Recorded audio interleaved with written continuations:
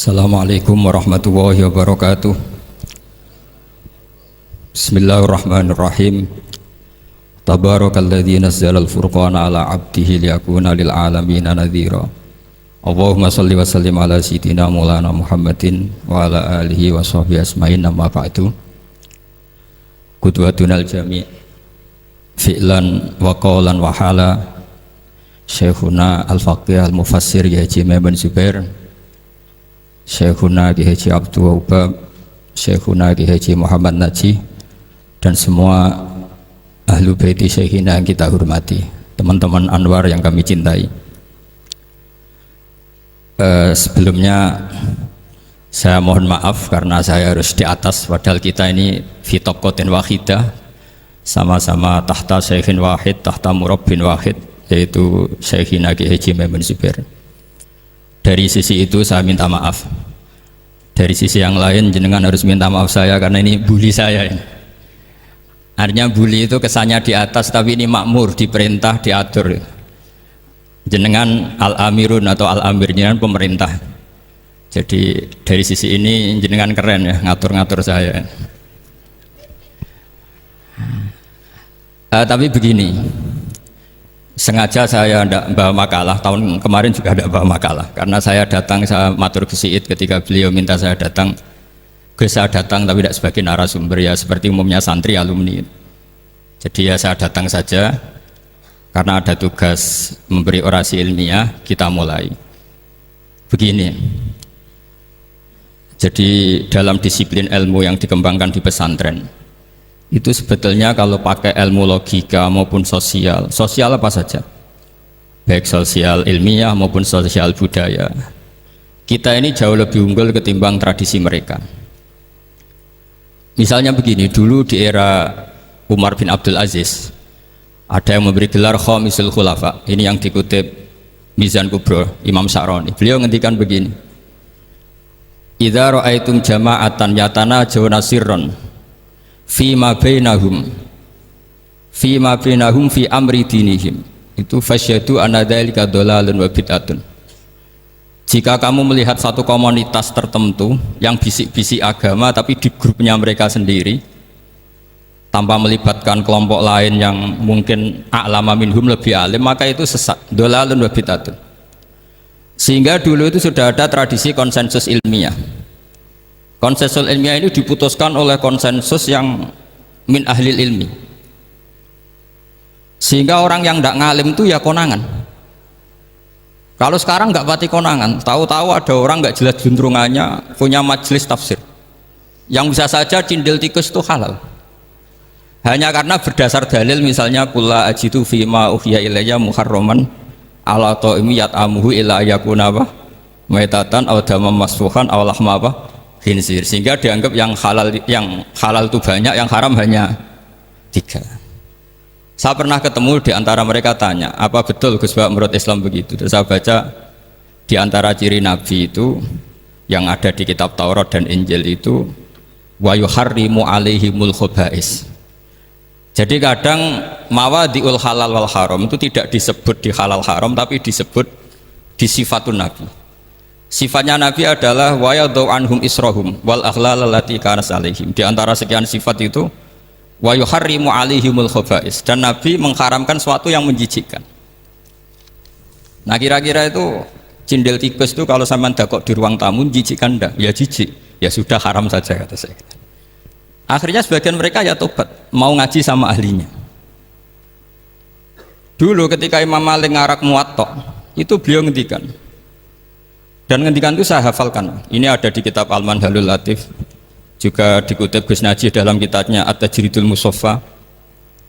Aradtu kitabi hadza ala sab'ina faqihan min fuqaha il-Madinah fakulluhum wata'ani fasammaituhu al-Muwatta. Kitab ini sudah saya tasihkan ke 70 ahli fikih di Madinah, kemudian semuanya setuju, fakulluhum wata'ani, semuanya sepakat, fasammaituhu al-Muwatta, maka kitab ini saya namain al-Muwatta, yang disetujui. Sehingga kita tidak boleh menjadi orang-orang alim humul sendiri dewean terus dikultuskan santrinya, serambutnya gondrong, terus muridnya jari dulang Nabi Khidir, sekambine kok kali Jogo itu, terus terkenal wali itu. Ini kalau kita begitu bahaya. Makanya saya senang model pendidikan Anwar. Ilmu itu dikonsensuskan. Siapa yang alim di takrib, di mu'in, ada debat, ada macam-macam. Sehingga yang terbaik, baik secara ilmu maupun perilaku dituakan. Ini penting, kalau ilmu tidak dikontrol itu repot. Saya berikan contoh betapa kita lebih kritis ketimbang tradisi di kampus. Saya pernah didebat sama salah satu kelompok ormas tertentu. Pak Paha, apa alasannya orang NU kalau megang istrinya itu kok batal gitu? Wong istrinya digauli saja boleh, masa megang itu batal gitu. Terus saya jawab, kamu tahu definisi mahram? Nggak tahu ya. Mahram itu orang yang haram dinikah. Yang haram dinikah itu ya ibu, anak, bule, ponaan. Yang haram dinikah itu namanya mahram. Justru istri itu namanya ajnabiyah, orang lain. Makanya boleh dinikah. Jadi statusnya istri itu orang lain, ajnabiyah.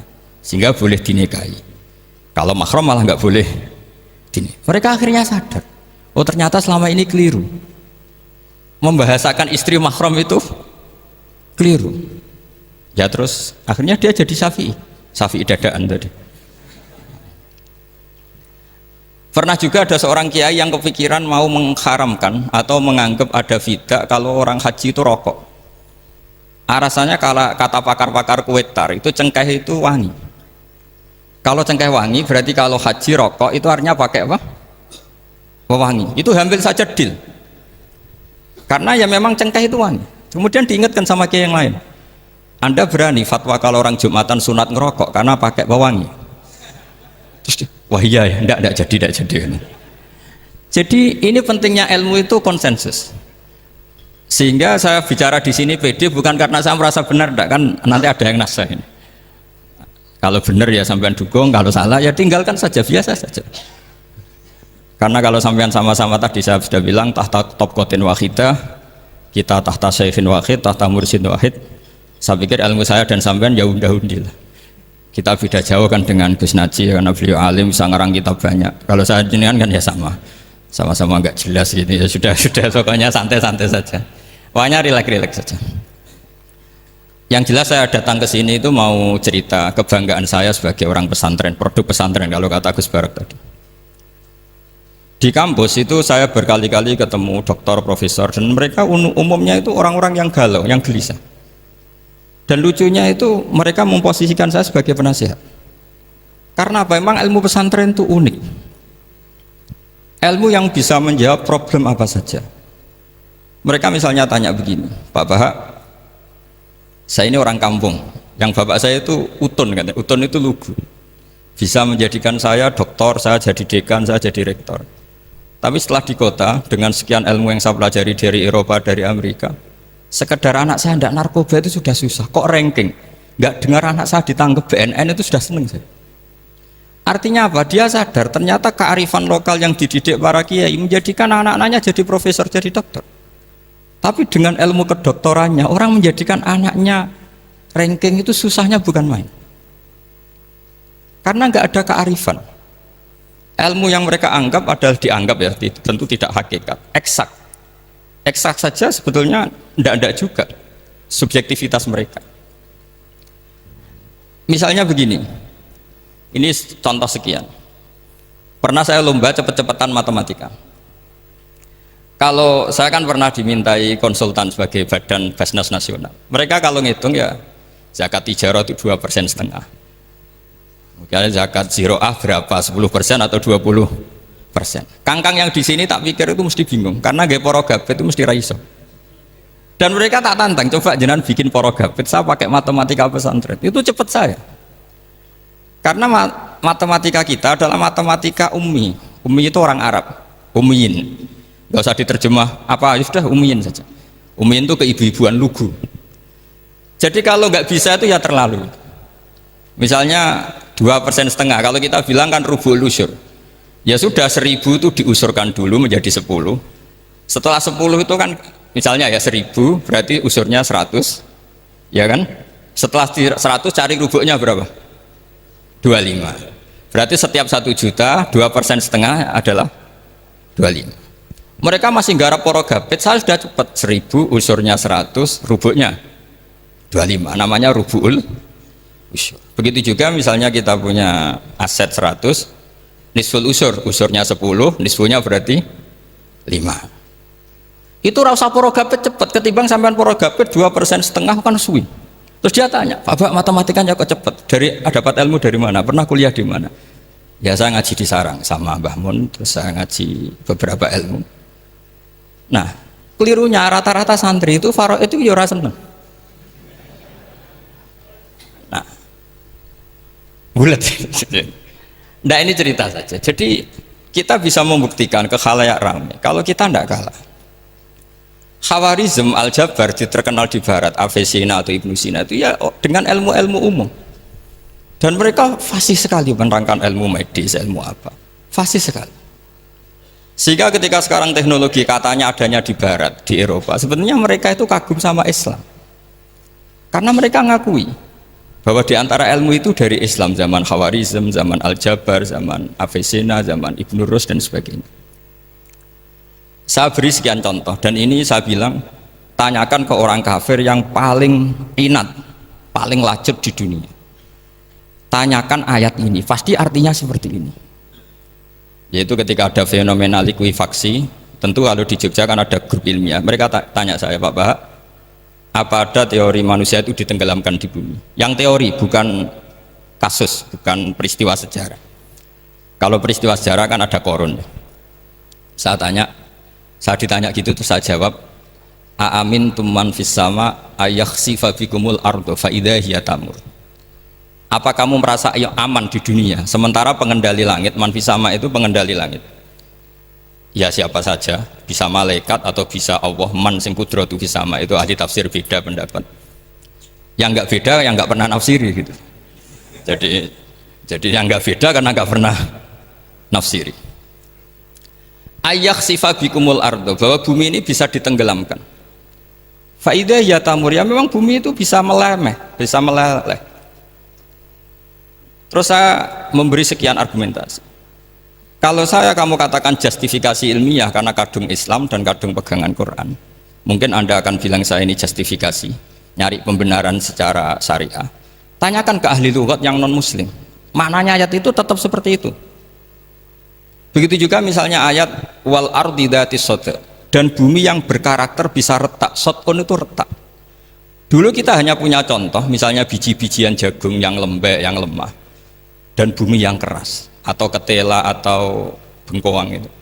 Ternyata dengan segala kelemahan ini, biji-bijian ini bisa merekah, dan buminya yang ngalah memberi ruang.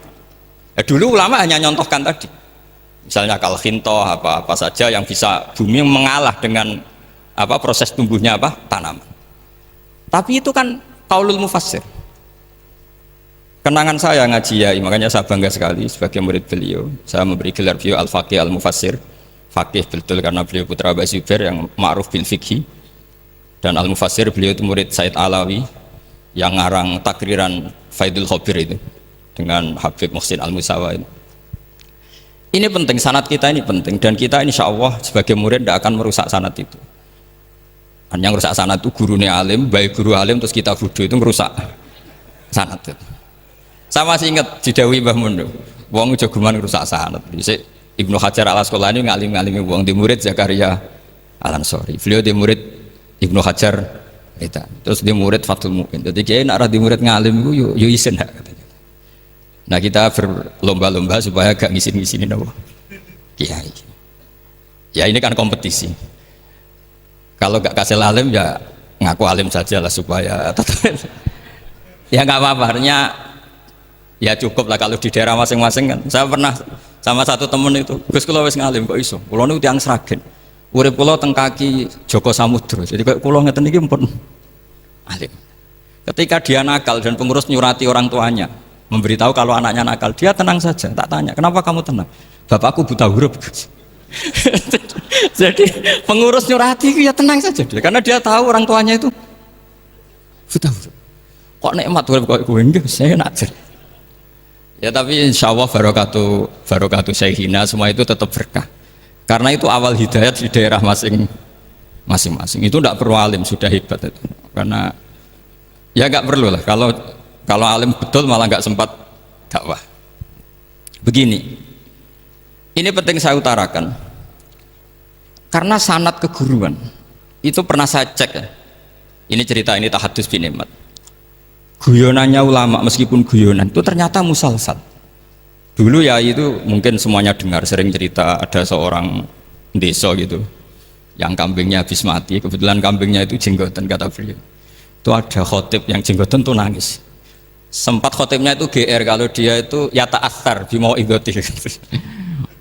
Ya ta'assar sampai apa? Nangis itu. Ternyata enggak. Dia ingat khotib itu ingat kambingnya yang mati. Itu cerita Yai dulu dan diulang-ulang.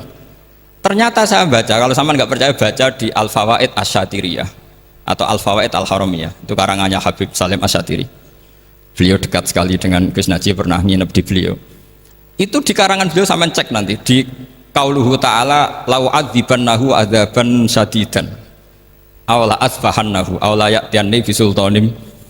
Itu kata beliau begini, adzaban syadidan itu orang dihidupkan atau didomisilikan di daerah yang nggak sejenis.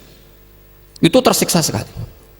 Terus di situ beliau cerita, dulu itu ada orang alim alamah hamilul Quran itu di penjara karena ketemu orang sejenis santri-santri yang kebetulan itu ada kios politik itu atau gerakan politik. Itu di penjara itu asik saja. Bahkan banyak alumni penjara itu udah hafal Quran. Yang sebelum hafal ada yang bebas, nggak mau bebas karena ingin meneruskan hafalan dengan saking keramatnya tadi orang alim yang hafal Quran. Suatu nanti kalau nggak percaya nanti dicek, kitab itu sekarang gampang didapatkan. Al-Fawaid apa? Asyatiriyah atau Al-Fawaid Al-Haramiyah itu namanya itu. Itu ternyata terus penguasa ini ngerti, ini di penjara kok happy-happy saja malah mulang Quran. Di penjara mek wong bedui sing ra roh wong alim ya ora roh kitab. Ternyata si bedui tadi pertama melihat syekh yang jenggotan tadi, ingatnya sama kambing tadi. Langsung dong ya Allah saya ingin bebas. Artinya betapa tersiksanya orang dikumpulkan orang yang tidak sejen. Dan guyonan itu ada di Al-Fawaid Asyatiriyah.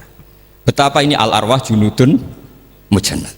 Mbah Mun muridnya Sayyid Alawi pernah cerita itu, meskipun dengan analogi kias yang beda. Sayyid Habib Salim Asyatiri itu malah cerita itu ditadwin, dimudawankan, yaitu ditulis di kitab. Itu kan luar biasa. Dan saya punya kitab itu. Kemudian yang sama lagi adalah Yai sering berkeyakinan annal ardo kurawiyah. Meskipun sampean mungkin lihat di video-video nak bumi itu flat, itu orang nggak mau mikir mungkin ya. Annal ardo kurawiyah. Saya percaya beliau karena beliau orang alim dan saya percaya teori falak. Kemudian saya cek di tafsirnya Imam Habib Satiri tadi di ayat watarol jibala tahsabuha jamidatan wa hiya tamurru marras sahab, kata beliau annal ardo kurawiyah wa anna hadhil ardo tamurru kal jibal atau tamurru mamarul jibal marul jibal. Ketika dia ditanya apa alasannya, watarol jibala tahsabuha, kan ada kata tahsabuha. Tahsabu itu hasibah yahsabu husbanan.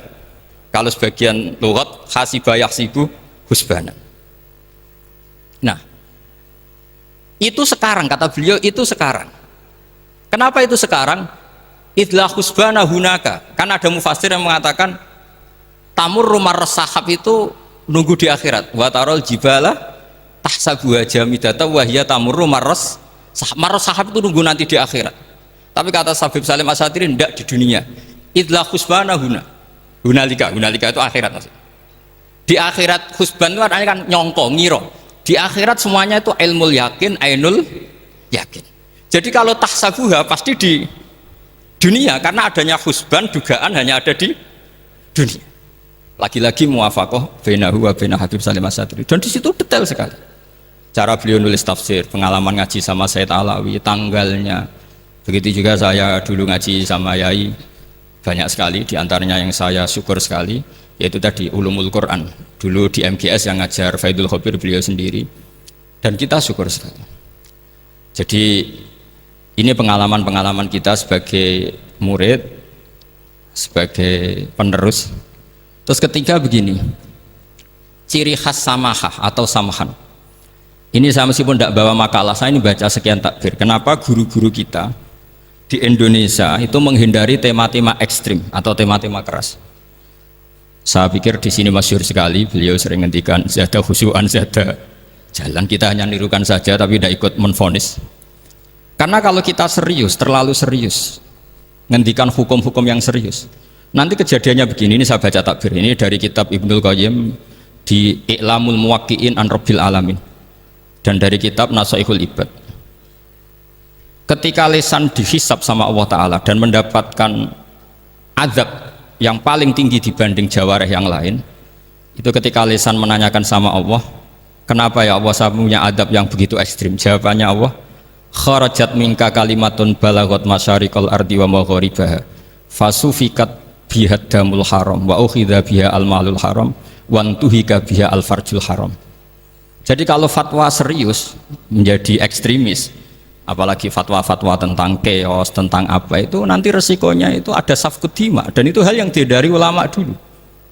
Kamu jangan pernah fatwa dengan meluncurkan satu kalimat yang dengan kalimat itu bisa saja sufika biha adamul haram, orang-orang yang nggak perlu mati harus terbunuh, dan sebagainya dan sebagainya. Kalau dalam Nasaihul Ibad redaksinya adalah kharajat minka kalimatun balagot masyariqal ardi wa magharibaha. Ini kalau di kitab Ibnul Qayyim redaksinya itu ada seorang ulama yang ngeluh ketika habis ngajar Al-Hudud. Ha anadha, kata beliau, yuta'allamu minni ma tudrabu bihir riqab wa tuta'u bihil furuj wa tu'khadu bihil hukum. Jadi sehingga dengan tradisi ulama kabiron angkabirin, dulu-dulunya itu memang ulama menghindari tema-tema ekstrim, bukan karena tidak bisa, karena takut ini kalau salah fatwa nanti safkud dima. Dan itu yang dilakukan Said Hasan bin Ali ketika beliau konflik, ya dengan tanda kutip konflik dengan Muawiyah. Kata beliau, bisa saja ini hakku rojulin, ya sudah tak kembalikan ke dia, bisa saja hak saya tak kasihkan ke dia, haknan lidima'il muslimin. Tapi karena hukum itu adalah hukum yang sifatnya ijtihadiyah, beliau tetap menutup dengan makalah wa in adri la'allahu fitnatul lakum wa mata'un ilahin. Saya tidak tahu ini kayak apa, jangan-jangan ini hanya fitnah. Kenapa beliau tetap menutup hukum wa in adri dan kemudian ditiru terus oleh Imam Malik, setiap ditanya sering bilang la adri, sampai yang tanya pernah mangkel. Ini pernah dikutip Gus Najih dalam kitab At-Tajridul Mustafa, juga ada di Al-Manhalul Latif. Kenapa sa'alim engkau selalu jawab la adri? Kata Imam Malik, jawab, saya ini orang jauh, kalau sampean bilang la adri nanti gimana saya laporannya yang disuruh tanya.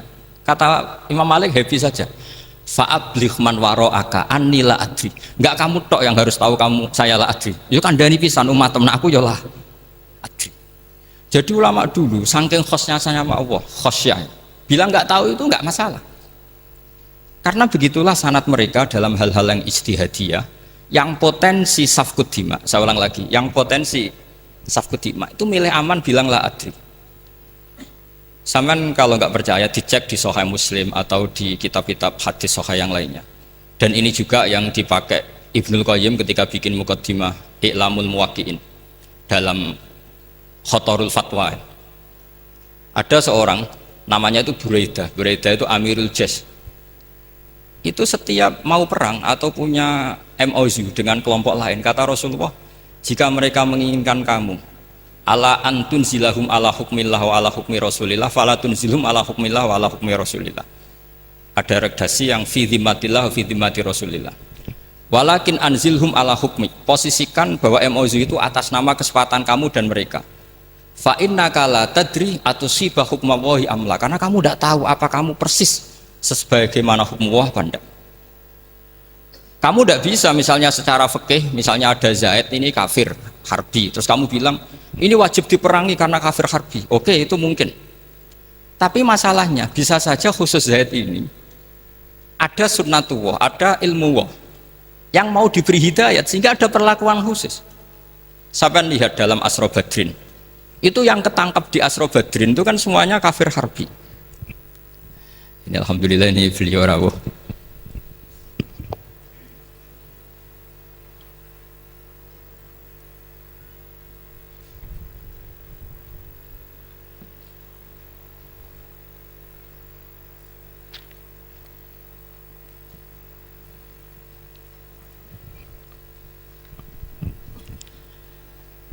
Kalau terusakan itu di Asra Badrin itu kan semua yang ketangkep itu adalah orang-orang yang dulu kafir harbi. termasuk mimpinihim ada Said Abbas. Tapi ketika itu jelas-jelas pernah kafir harbi ikut perang Badar. Ini pentingnya muqabalah. Apa Abu Bakar usul dimaafkan, Umar usul darbur riqab. Apa tanggapan Rasulullah sallallahu alaihi wasallam ketika masalu kaya Abu Bakrin masalu Ibrahim? Qala faman tabi'ani fa innahu minni wa man asani fa innaka ghafurur rahim. Wa masalu kaya Umar masalu Nuh. Qala rabbil la tadzar alal ardi minal kafirina napa? Dayar. Dan apa yang dilakukan Rasulullah? Beliau memilih pendapatnya Abu Bakar. Dan apa yang terjadi? Said Abbas dan beberapa sahabat menjadi Islam. Wa hasuna islamuhum. Artinya gini, jadi betapa dalam menganalisis satu hukum sosial, karena ini manusia, saya ulang lagi, karena ini manusia itu susah sekali. Makanya dalam banyak hal sikap-sikap Rasulullah itu dipandu oleh Allah. Tentu ada ayat laisa laka minal amri syai'un aw yatuba alaihim aw yu'adzibahum. Makanya saya mohon sekali ini para santri, khususnya santri alumni Almar, mohon belajar itu tafsir Munir itu detail. Karena di tafsir Munir itu misalnya ada ayat tertentu yang mengkritik orang kafir tertentu, fitil kalwaqiah gitu. Di situ ada kejelasan fa aslamu wa hasuna islamuhum. Misalnya wasfir nafsaka ma'al ladzina tuna rabbahum bil ghadat, terus wala ta'du'anaka anhum turidu zinatal hayatid dunya. Terus beliau menerangkan orang-orang ini yang dulu angkuh enggak mau ta'alum sama Nabi karena nggak mau jejer sama du'afaul muhajirin dan du'afaul ansor, itu akhirnya Islam dan wahasuna Islam. Saya kira demikian. Nanti monggo bareng-bareng istifadah dari Syekhina Najih. Dan saya syukur sekali karena mendapatkan naskah At-Tajridul Mushaffa. Saya sinau buhot itu banyak di kitab-kitab fikih, tapi saya mengenang dari yang dikutip beliau tentang Imam Malik, tentang buhot in kharaju ala misli Umar bin Abdul Aziz. Terus ketika siapa itu Ibnu Qasim tanya fa illam yakun mislah, kata Imam Malik ya dakhum gitu. Dakhum yantaqimu wa min dzalimin bi dzalimin gitu. Summa yantaqimu min kilaihima. Jadi sikap-sikap dari Syekhina, dari para ulama-ulama kita yang sabar ngadepi umarok yang macam-macam, itu adalah sikap dari guru-guru kita, musalsal ila Rasulillah sallallahu alaihi wasallam. Ini penting saya utarakan karena jangan sampai kritis kita sampai menjadikan bangsa ini keos. Kalau keos nanti safkut dima, tentu itu yang enggak diinginkan Sayyid Hasan bin Ali, dan beliau dapat gelar dari Rasulullah, inna ibni hadza la sayyidun wa la Allah yuslihu bi baina fi'atin azimatin. Saya kira demikian, dan bareng-bareng